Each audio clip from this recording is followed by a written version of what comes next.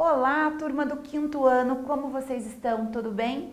Eu sou a professora Juliana. Vamos continuar a nossa aula sobre história. Você pode pegar o seu livro 2 lá na página 250.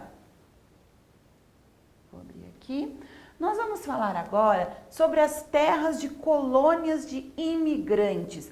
Lembrando que o Brasil foi descoberto e foi colonizado pelos portugueses. E depois os portugueses, eles foram chegando imigrantes em busca de melhor qualidade de vida e esses imigrantes formaram as suas colônias também. Vamos ver como foi o processo.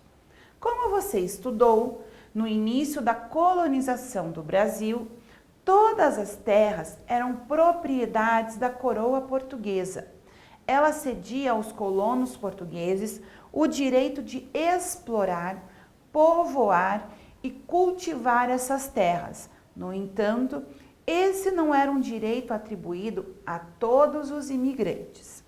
Lembrando, pessoal, que da mesma forma que os africanos, os índios não eram considerados cidadãos, porque eles não eram portugueses e só era considerado cidadão com seus direitos os portugueses e seus descendentes. Os imigrantes, quando chegaram aqui, também não tinham os seus direitos adquiridos, porque eles também não eram considerados cidadãos, ok? Eles vinham, trabalhavam, tinham o seu dinheiro, não era trabalho escravo, como foi com os africanos, mas eles não eram considerados cidadãos. Vamos lá.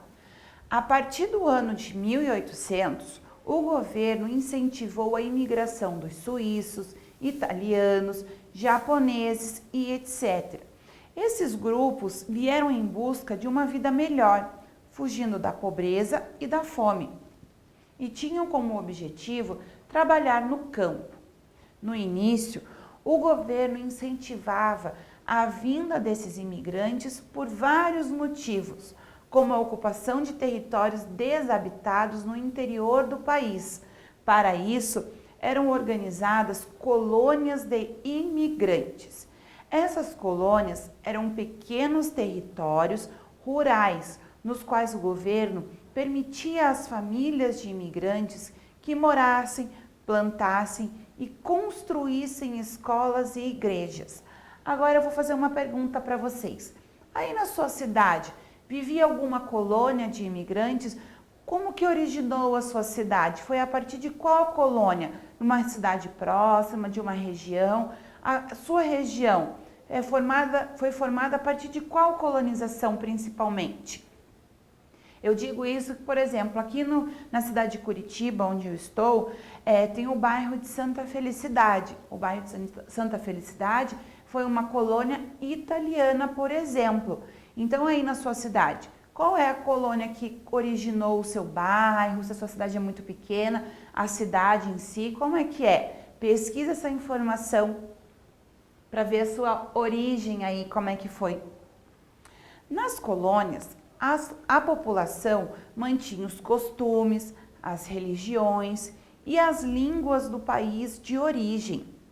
Muitas dessas colônias cresceram e deram origem a várias cidades brasileiras.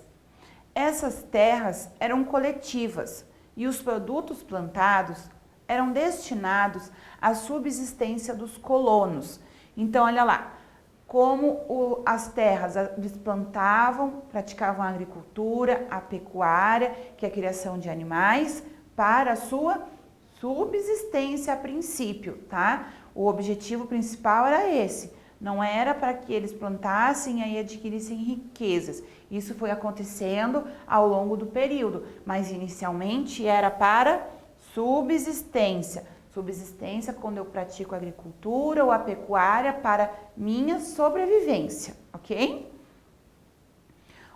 O excedente era vendido para as cidades vizinhas e para outras fazendas. Então, como eu disse, a princípio, a agricultura e a pecuária era para a subsistência.